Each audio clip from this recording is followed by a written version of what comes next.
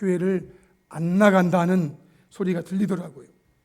그리고 제가 전화를 좀 많이 했는데 안 받더라고요. 그래서 연락이 끊어졌어요. 그 친구가 우리 김은정 권사님보다 1, 2년 선배로 제가 알고 있는데 이렇게 연락이 끊어졌는데요. 오늘 아침에 8시 몇 분쯤에 문자가 왔어요. 그래서 제가 보니까 저 누구인데 누구지? 제가 좀 삶에 방황이 있어가지고 연락도 못 드리고 죄송하다고 연락이 와서 오늘 오후에 뵐 수 있겠습니까? 그래서 제가 문자를 당장 보냈죠. 되고 말고 문자 보낸 게 너무 저기에서 전화를 바로 했어요. 전화를. 오늘 하나님께서 어떤 만남을 주실는지 또 기대도 되고. 사족이 조금 길었네요. 두 암소를 통해서 본 성도의 모습. 여러분, 오늘 말씀의 배경은요, 하나님의 언약궤를 빼앗아간 블레셋에게 하나님께서 대재앙을 내리심으로 그에 대한 결과로 나타난 사건이 오늘 본문이에요. 먼저 하나님께서 블레셋에 내린 재앙을 살펴볼게요. 첫 번째로는 블레셋 사람들이 주신으로 섬기고 있는 우상 다곤에게 재앙을 내렸어요. 우상에게. 1절로 4절. 블레셋 사람들이 하나님의 궤를 빼앗아 가지고 에베네셀부터 아스돗에 갔어요. 아스돗은 5개 블레셋 성 중에 한 성이죠. 블레셋 사람들이 하나님의 궤를 가지고 어디로 갔냐면 그들의 주신으로 섬기는 다곤이라고 하는 신전에 들어가서 하나님의 언약궤를 다곤 곁에 두었어요. 전리품으로 둔 거예요. 이제 우리 다곤 신 앞에 여호와의 신이 무릎을 꿇었다 이거죠. 아스돗 사람들이 이튿날 일찍이 일어나서 보니까 다곤이 말이에요, 여호와의 궤 앞에 어떻게 돼 있다고요? 엎드러져서 그 얼굴이 땅에 닿았대요. 그래서 이 사람들이 얼른 다곤을 일으켰어요. 그리고 그 본 자리에 딱 세워 놓았어요. 그 이튿날 아침이 되었어요. 그들이 일찍이 일어나 본즉 다곤이 여호와의 궤 앞에서 또다시 엎드러져 얼굴이 땅에 닿았고, 이번에는 말이에요, 그 머리와 그 손목은 끊어져 문지방에 있고 다곤의 무엇만 남았다고요? 몸뚱이만 남았대요. 제가요 성경을 컴퓨터로 검색해 봤어요. 몸뚱이. 그랬더니요 다른 데는 한 번도 이 말을 쓴 적이 없어요. 몸뚱이라는 말. 아니, 성경이 이렇게 몸이라고 하는 말에 속된 표현인 몸뚱이라는 말을 쓴 게 여기가 유일해요. 유일해. 하나님께 성경을 쓰실 때 이 몸뚱이라는 몸에 속된 말을 다곤 우상에게 적용하셨어요. 블레셋 사람들이 주신으로 섬기는 그 다곤은 몸이에요? 몸뚱이에요? 몸뚱이. 하나님이 볼 때 몸도 아니야. 그건 상스러운 말을 써도 괜찮아. 다곤한테는. 다곤의 얼굴이 땅에 닿았다. 마치 다곤이 하나님에게 절하고 있는 모양으로. 그리고 그 머리와 두 손목이 끊어졌어. 이게 분명 하나님의 재앙으로 받은 벌처럼 보이는 거예요. 여러분, 다곤 신의 그림인데요, 다곤 신은 인어 공주는 아니고 인어 왕이에요. 인어 왕. 위에는 사람이고 밑에는 고기예요. 고기. 블레셋이 바닷가를 끼고 있기 때문에, 지중해를 끼고 있기 때문에 아마 그들은 이렇게 생각한 것 같아요. 여러분이 아는 인어 공주님은 이분 딸이에요. 다곤 딸이에요. 다곤. 이게 다곤의 형상이에요. 이게 블레셋 전국의 가정마다 이게 있고, 이게 그려져 있고, 이게 다곤이에요. 다곤.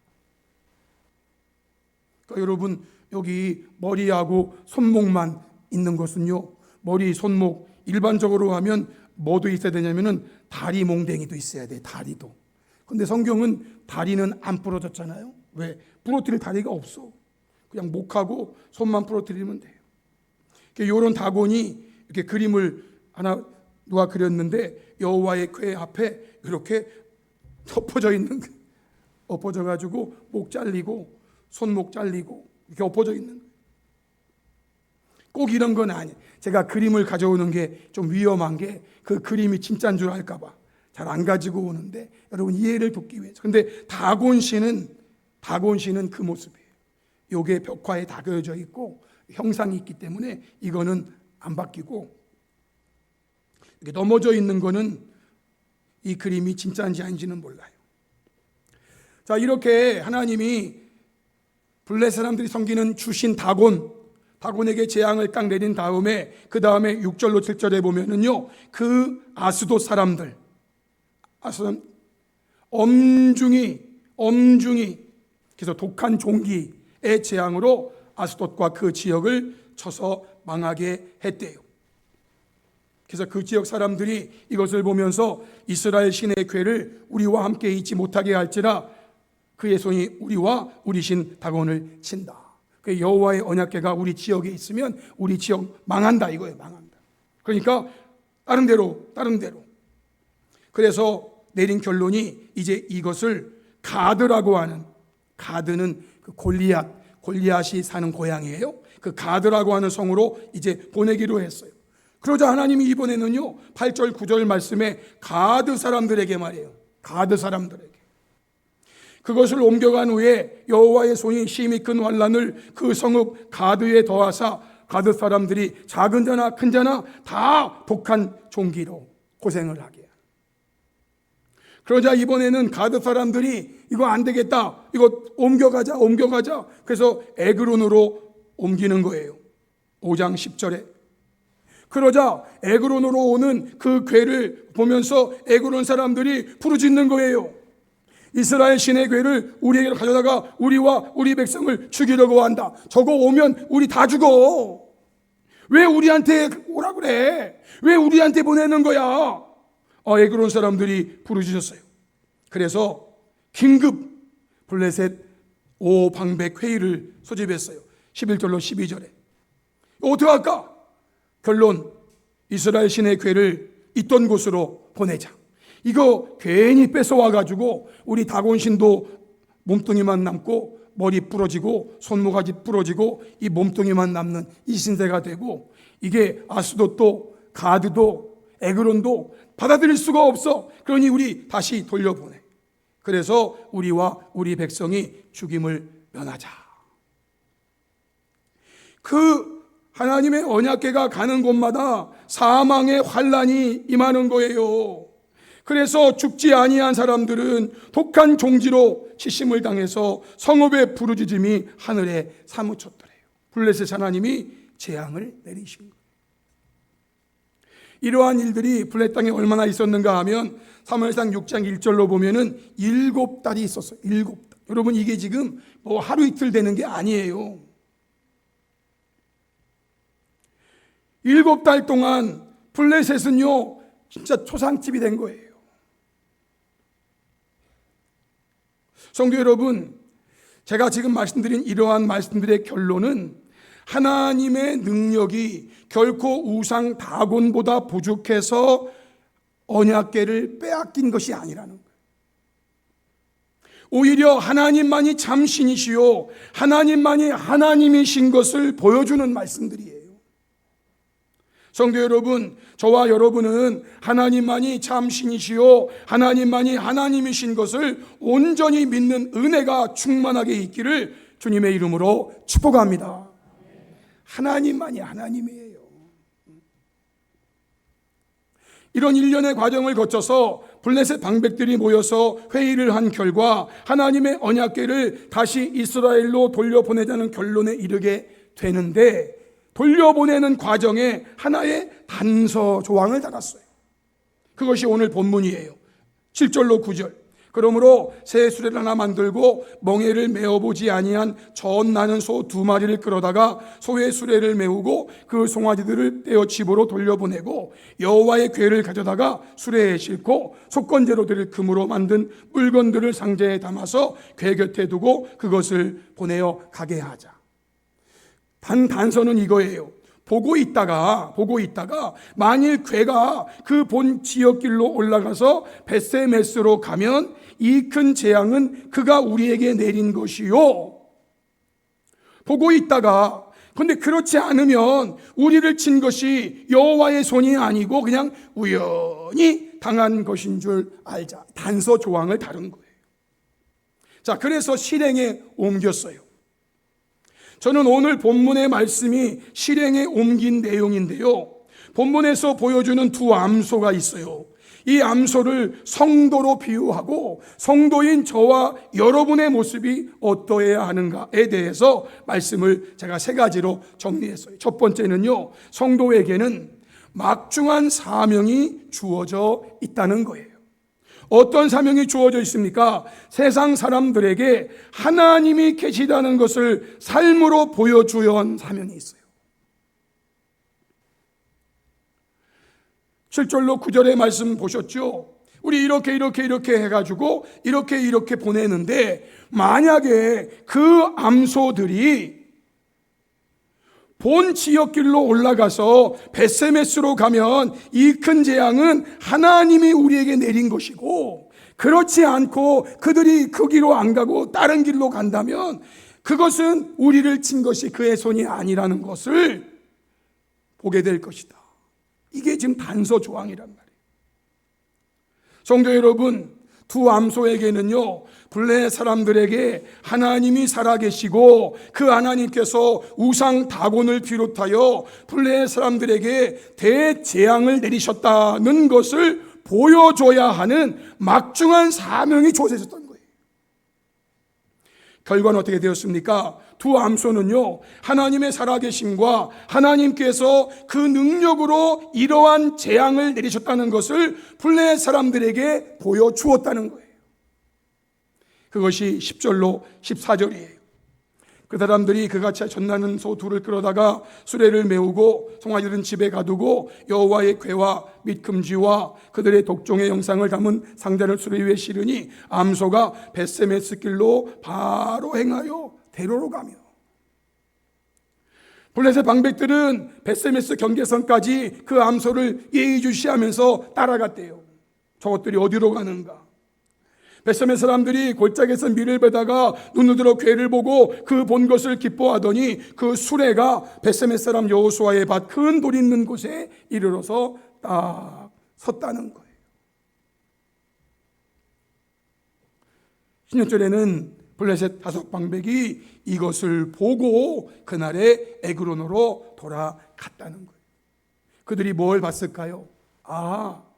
우리에게 내린 이 재앙은 분명히 하나님이 내린 거구나. 우연이 아니구나. 이것을 보고 에그론으로 돌아갔다는 거예요.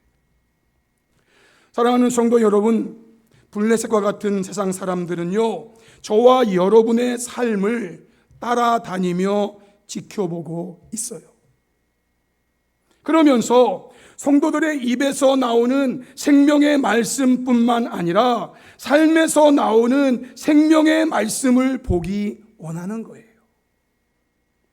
그러기에 저와 여러분은 이 세상을 살아가는 동안 세상 사람들에게 입에서 나오는 생명의 말씀뿐만이 아니라 삶에서 나오는 생명의 말씀으로 하나님의 살아계심과 하나님의 능력을 보여주어야 한다는 거예요.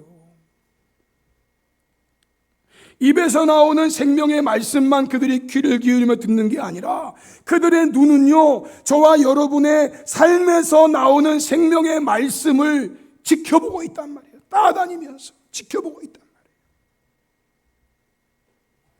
고린도후서 2장 15절, 우리는 구원받는 자들에게나 망하는 자들에게나 하나님 앞에서 그리스도의 무엇이라고요? 향기라고. 향기. 마태복음 5장 14절 16절, 너희는 세상의 빛이라 산 위에 있는 동네가 숨겨지지 못할 것이요 사람이 등불을 켜서 말 아래에 두지 아니하고 등경 위에 두나니 이러므로 집안 모든 사람에게 비치느니라. 이같이 너희 빛이 사람 앞에 비추게 하여 그들로 너희 착한 행실을 보고 하늘에 계신 너희 아버지께 영광을 돌리게 하라 그러셨어요.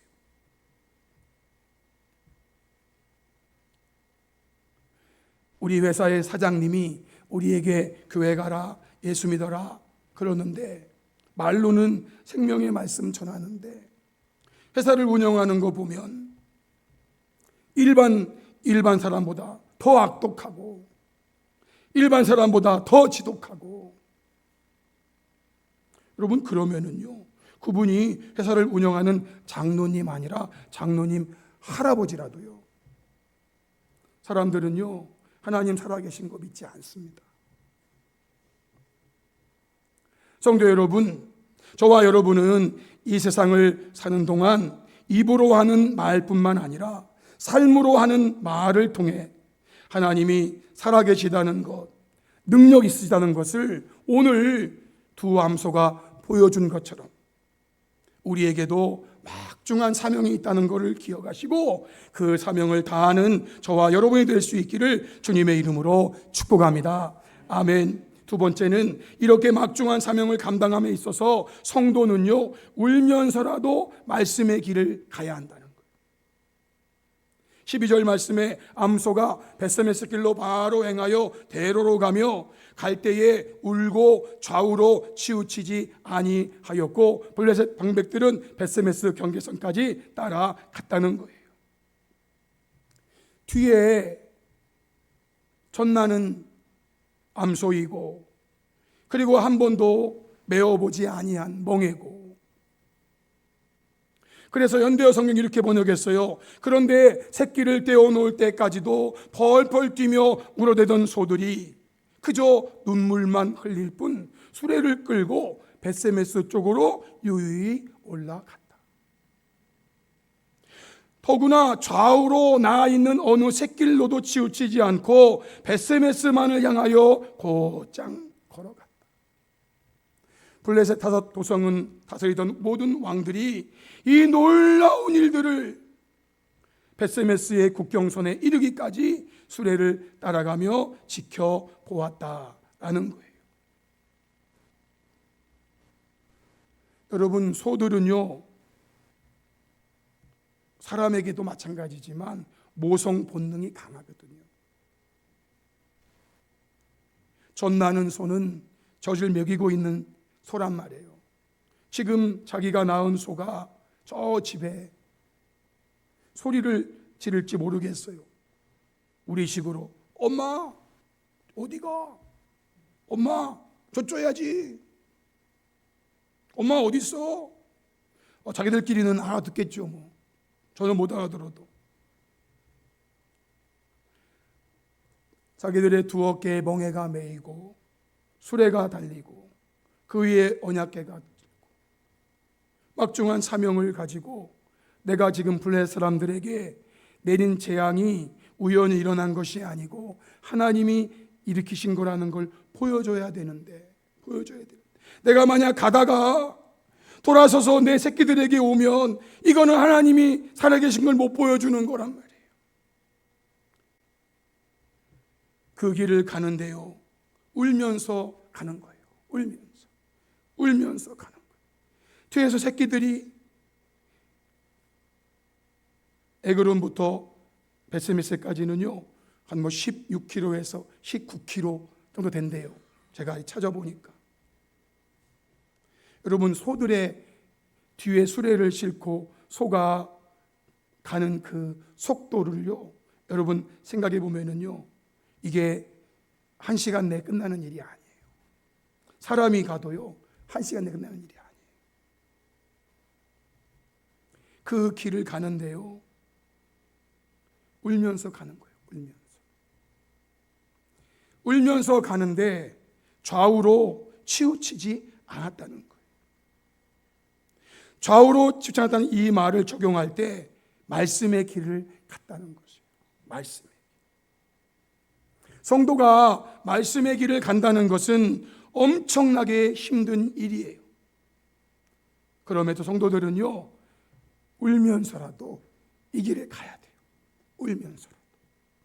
왜냐하면 이 길만이 살 길이고 이 길만이 복되고 형통한 길이기 때문이에요.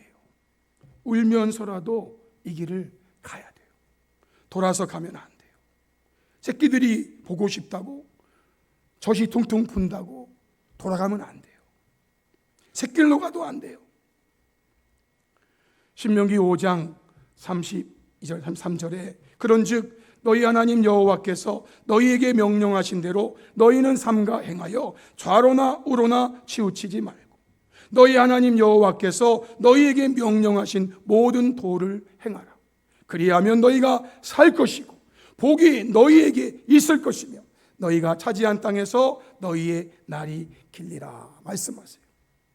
여호수아 1장 7절로 8절도 마찬가지.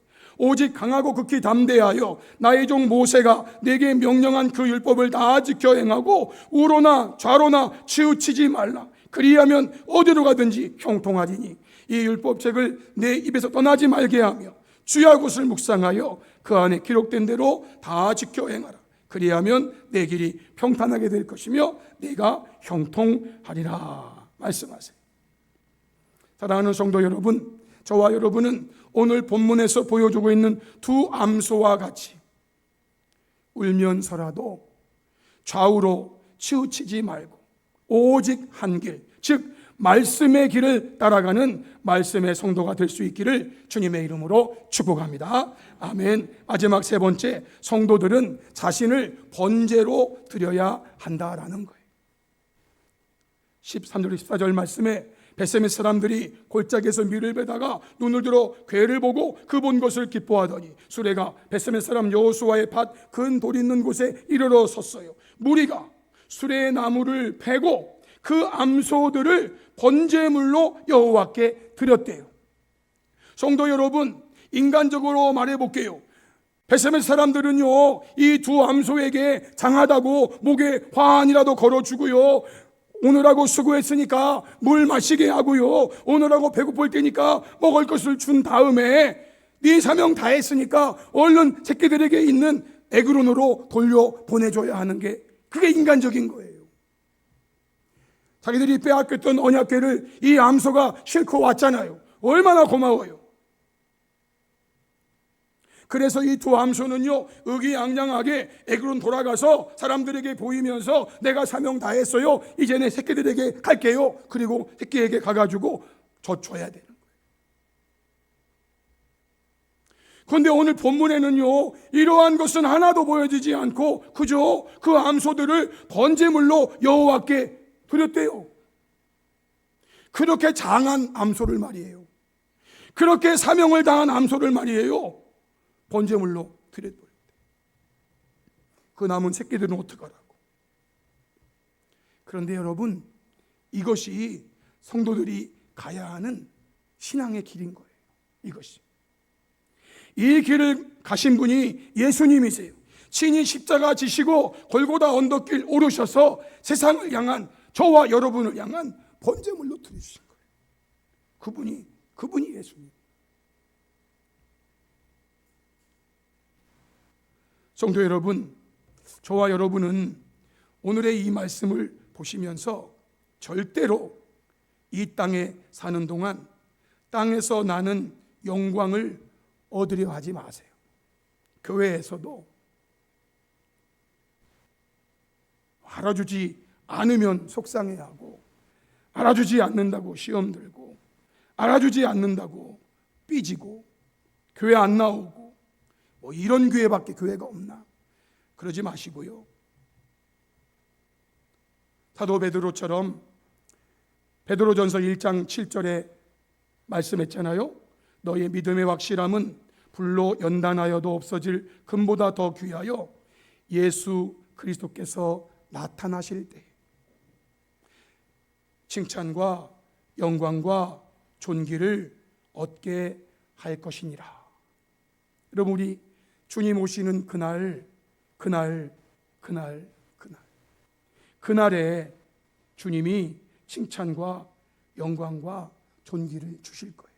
우리 그날 기다리면서 나 자신을 번제로 하나님 앞에 온전히 드리는 그런 성도가 다 될 수 있기를 주님의 이름으로 축복합니다. 아멘. 우리 합심해서 말씀 앞에 결단하며 기도하기 원합니다. 오늘의 말씀은 두 암소를 통해 본 성도의 모습이에요.